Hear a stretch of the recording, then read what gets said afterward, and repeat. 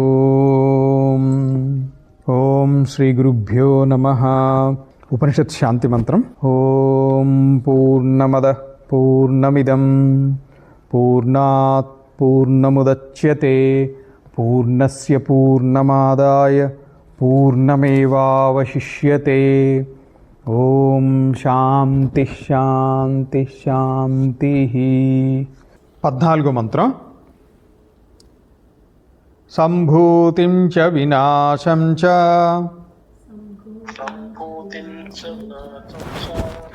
యస్తద్వేదో భయగం సః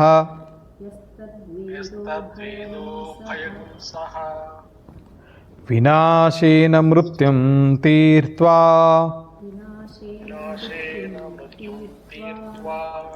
అసంభూత్యామృతమశ్నుతే.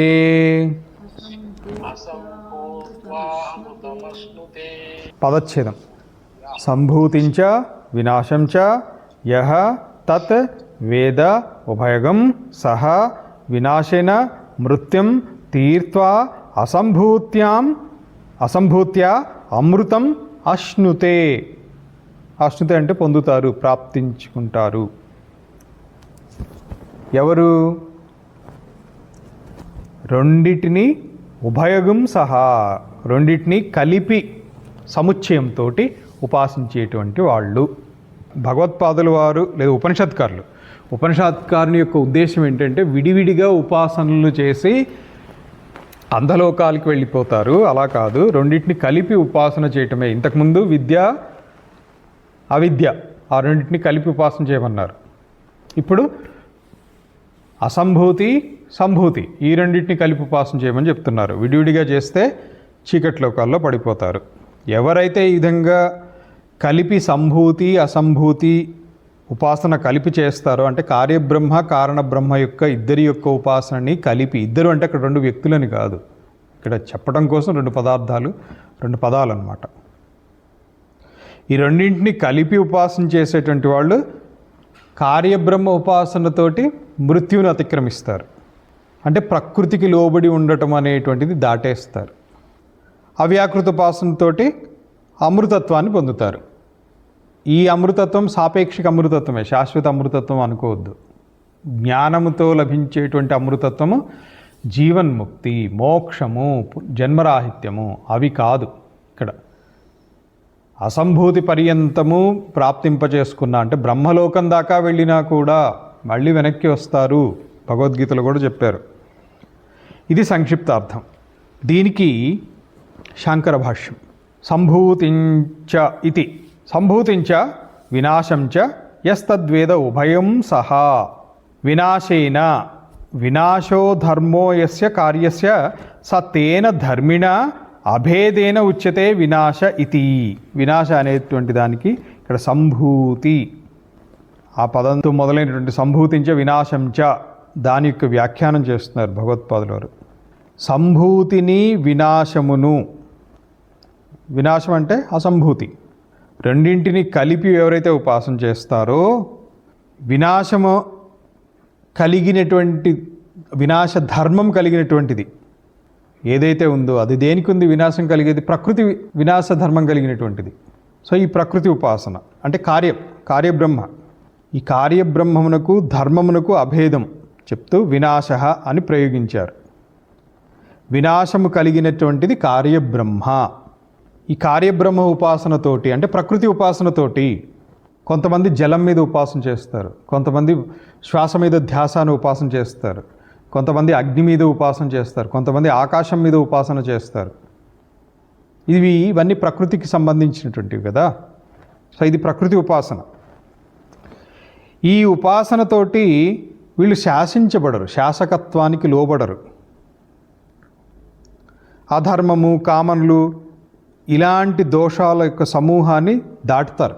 ఈ దోషములు కలిగినటువంటి దోష సమూహం కలిగినటువంటి మృత్యువును దాటుతారు అని. అదే హిరణ్యగర్భుని ఉపాసనతో అణిమ మొదలైనటువంటి సిద్ధులు పొందటం, ఈ ఫలితం ఉంటుంది. తేన తదుపాసనేన అనైశ్వర్యం అధర్మకామాది దోషజాతం చ మృత్యుం తీర్త్వా. అధర్మకామ సమూహము కామాది గుణములు కలిగినటువంటి దోషం ఏదైతే ఉంటుందో దాన్ని అతిక్రమించుతారు. తద్వారా దానితోటి కలిసినటువంటి మృత్యువుని అతిక్రమించుతారు అని. అదే హిరణ్యగర్భ ఉపాసనేన హి అణిమాది ప్రాప్తి. హిరణ్యగర్భ ఉపాసన చేస్తేనే అణిమాది సిద్ధులు వస్తాయి. అమ్మవారి ఉపాసన చేస్తే అణిమాది సిద్ధులు వస్తాయి. అణిమాదిభిరావృతై మయూఖై అహమిత్యేవ విభావయే భవానీ. అణిమాది సిద్ధులు వచ్చేస్తాయి. హిరణ్యగర్భ ఉపాసనేన హి అణిమాది ప్రాప్తి ఫలం తేన అనైశ్వర్యాది మృత్యుం అతీత్య. అనైశ్వర్యము, సిద్ధులు కలిగినటువంటి వాడికి అనైశ్వర్యం ఉండదు. ఈశ్వరస్య భావం ఐశ్వర్యం. అనైశ్వర్యం అంటే అది లేకపోవటం. ఈశ్వరస్య భావం, ఐశ్వర్యం లేకపోవటం అనైశ్వర్యం. ఐశ్వర్యం అంటే ఈశ్వరస్య భావం. అనైశ్వర్యాది మృత్యుం అతీత్య అసంభూత్య అవ్యాకృత ఉపాసనయా. అవ్యాకృత ఉపాసన అంటే కారణ బ్రహ్మ ఉపాసనయా అమృతం ప్రకృతి లయ లక్షణం అశ్నుతే. ప్రకృతి లయలు అవుతారు. ప్రకృతి లయ లక్షణం అశ్నుతే. సంభూతించ వినాశంచ ఇది అత్ర అవర్ణలోపేన నిర్దేశో ద్రష్టవ్య. అక్కడ అసంభూతించ వినాశంచ అనే దాంట్లో ఆ తీసేస్తే సంభూతించ వినాశంచ ఇది అత్ర అవర్ణలోపేన నిర్దేశో ద్రష్టవ్య. ప్రకృతిలయ ఫలశ్రుతి అనురోధాత్. అనురోధం అంటే అడ్డంకి, ఆకారం లేకుండా నిర్దేశించబడింది అని. దీన్నే పునః భాష్యం తెలుగులో వివరిస్తా. సంభూతి వినాశము రెండింటిని కలిపి ఉపాసించేటువంటి వాళ్ళకి ఏమవుతుంది? వినాశము అనేటువంటి ధర్మం ఏ కార్యమునకు కలదో. ఇప్పుడు దేహానికి వినాశం అనే ధర్మం ఉందా? రోజు క్షీణిస్తూనే ఉంటుంది. కాబట్టి ఇది వినాశ ధర్మం కలిగినటువంటిది. భూమికి ఉందా వినాశ ధర్మం? జగత్తుకు ఉందా వినాశ ధర్మం? రోజు కొన్ని కొన్ని కొత్త నక్షత్రాలు పుడుతూ ఉంటాయి, పోతూ ఉంటాయట. బ్రహ్మాండం కూడా వినాశ ధర్మం కలిగినటువంటిది. ఒకనాటికి ఈ బ్రహ్మాండం పోతుంది, ఇంకొక బ్రహ్మాండం వస్తుంది. ఆ ధర్మం కలిగినటువంటి కార్యముతో అభేదం. ఈ ధర్మం దేనికి ఉంది? కార్యానికి ఉంది. ఏ కార్యం అది? కార్యబ్రహ్మ, ప్రకృతి వినాశ ధర్మం కలిగినటువంటిది, అది కార్యబ్రహ్మ. కార్యబ్రహ్మ ఉపాసనతోటి శాసకత్వం లేకుండుట, అధర్మము, కామనలు ఇలాంటి దోషాల సమూహం అంటే మృత్యువును దాటిపోతారు. ఇది శాశ్వతం అని అనుకోవద్దు. ఇది శాశ్వతం కాదు. దాటి హిరణ్యగర్భుని ఉపాసనచే అణిమాది సిద్ధులు పొందుతాము. ఇంతకుముందు చెప్పినటువంటి సంభూతి ఉపాసనతోటి మృత్యువుని అతిక్రమించారు. అసంభూతి అంటే హిరణ్యగర్భ ఉపాసన, అవ్యాకృత ఉపాసనతోటి అణిమాది సిద్ధులు వచ్చాయి, ఈశ్వర భావం వచ్చింది.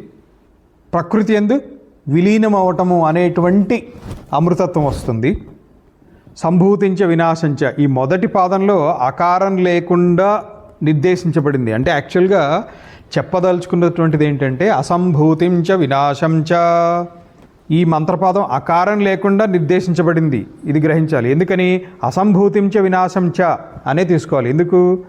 శృతి ప్రకృతి లయమును అసంభూతి ఉపాసనకు ఫలము అని చెప్తోంది. ఇంతకుముందు మంత్రంలో మనం అదే చెప్పాం.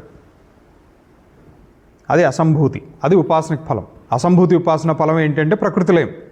తర్వాత మానుష దైవ విత్త సాధ్యం ఫలం శాస్త్రలక్షణం ప్రకృతి లయాంతం. విత్తము రెండు రకములు, మానుష విత్తము, దైవ విత్తము. ఇంతకుముందు సెషన్లో ఒకసారి చెప్పాను. మానుష విత్తము, దైవ విత్తము. దైవ విత్తం అంటే ఉపాసన. మానుష విత్తం అంటే శరీర పాఠవము, సాధన సంపత్తి, కర్మ. ఇది మానుష విత్తం. దైవ విత్తం అంటే ఉపాసన. సో మానుష దైవ విత్త సాధ్యం ఫలం శాస్త్రలక్షణం ప్రకృతిలయాంతం ఏతావతీ సంసారగతి. సంసారగతి ఇలాంటిదే, ఇలాగే ఉంటుంది.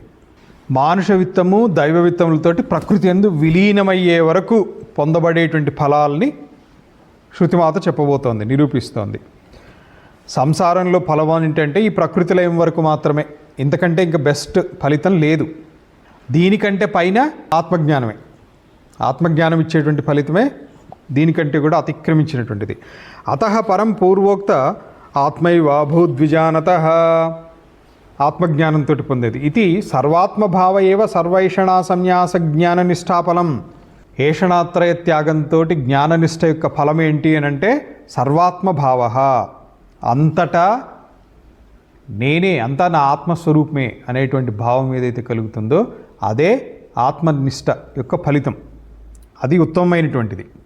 ఏవం ద్విప్రకార ప్రవృత్తి నివృత్తి లక్షణో వేదార్థో అత్ర ప్రకాశిత. రెండు మార్గాలు ఉన్నాయి, ప్రవృత్తి మార్గము, నివృత్తి మార్గము. ప్రవృత్తి మార్గం అంటే ఈ ప్రపంచంలో వ్యవహరించుతూ ఉంటాం కదా, ఇక్కడి నుంచి స్వర్గానికి వెళ్ళడానికి ఏదో యాగం చేయాలి, లేదా ఏదో ఉపాసన చేస్తే ఒక దైవలోకానికి, ఏదో ఒక దేవతాలోకానికి వెళ్తాము. ఏ ఉపాస్య దేవత ఉన్నారో ఆ ఉపాస్య దేవతాలోకాన్ని ప్రాప్తింపు చేసుకుంటారు. ఇదంతా ప్రవృత్తే. నివృత్తి మార్గం అంటే ఇదంతా కూడా త్యాగము చేసి ఏషణాత్రయ త్యాగము ద్వారా వచ్చేటువంటిది నివృత్తి మార్గం, పొందేటువంటిది నివృత్తి మార్గం. వేదార్థ అత్ర ప్రకాశిత. తత్ర ప్రవృత్తి లక్షణస్య వేదార్థస్య విధి ప్రతిషేధ లక్షణస్య కృత్స్నస్య ప్రకాశనే ప్రవర్గ్యంతం బ్రాహ్మణం ఉపయుక్తం. బ్రాహ్మణం అంటే మంత్రముల యొక్క భాష్య భాగము అని తీసుకోవచ్చు. అన్ని ఏషణలను త్యజించినటువంటి వాడు ఉండేటువంటి జ్ఞాననిష్టకి ఫలితం ఏంటంటే సర్వాత్మ భావరూపం మోక్షం. ఇక్కడ బ్రాహ్మణం ఉపయుక్తం, ఇక్కడ బ్రాహ్మణం అని చెప్పటంతో ఈ ఉపనిషత్తు అనేటువంటిది సూచించటం అన్నమాట. ప్రవృత్తి నివృత్తి రెండు రకాల, ఈ రెండు రూపాల్లో ఉన్నటువంటి దాన్ని వివరించడమే ఈ వేద తాత్పర్యం ప్రతిపాదించబడింది. ఎందులో అంటే ఈ ఉపనిషత్తులో విధి నిషేధ రూపంగా ఉండేటువంటి ప్రవృత్తి రూపమైనటువంటి వేద తాత్పర్యం. వేద మంత్రాల్లో చాలా భాగము విధి నిషేధము, ఇది చెయ్యాలి ఇది చెయ్యొద్దు ఇవి చెప్పేటువంటిది.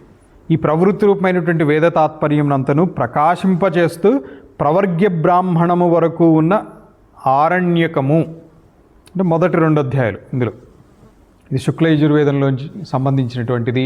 40 అధ్యాయాలు ఉంటాయి. 40వ అధ్యాయము ఈ ఉపనిషత్తు. ఇదంతా చెప్పుకున్నాం. మొదటి 2 అధ్యాయాల్లో ప్రవర్గ్య బ్రాహ్మణ పర్యంతము ఉండేటువంటి ప్రవృత్తి మార్గం. ఈ ప్రవర్గ్య బ్రాహ్మణం తర్వాత బృహదారణ్యకము నివృత్తి రూపమైనటువంటి వేద తాత్పర్యాన్ని ప్రతిపాదించటందు చరితార్థమైనటువంటిది. అది బృహదారణ్యకోపనిషత్కి కొంత ఇంట్రడక్షన్ తీసుకోవచ్చు. తత్ర నిషేకాది శ్మశానాంతం. నిషేకము అంటే గర్భాధానం, గర్భాధానం నుంచి శ్మశానాంతం మనిషి యొక్క పార్థివ శరీరాన్ని శ్మశానంలో హననం చేసే వరకు.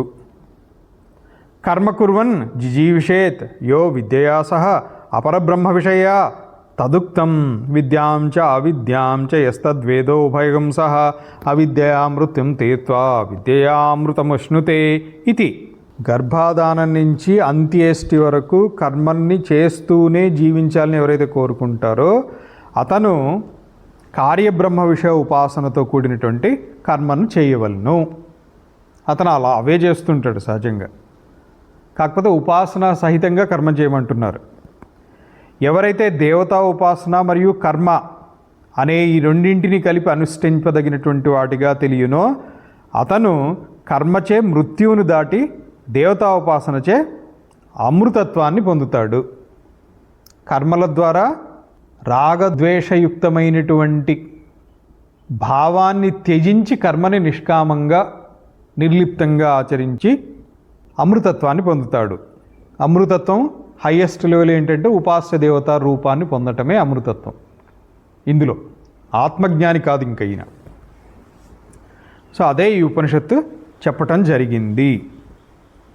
అంటే ఇప్పటిదాకా చెప్పినటువంటి 13, 12, 11, 10, 9 ఈ మంత్రాలకి మళ్ళీ ఒకసారి సారాంశంలాగా చెప్పారు.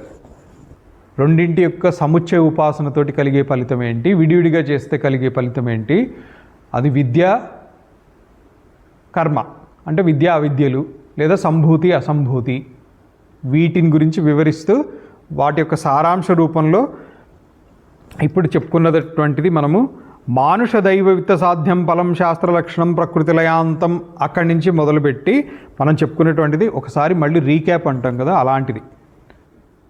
ఇప్పుడు 15వ మంత్రానికి అవతారిక.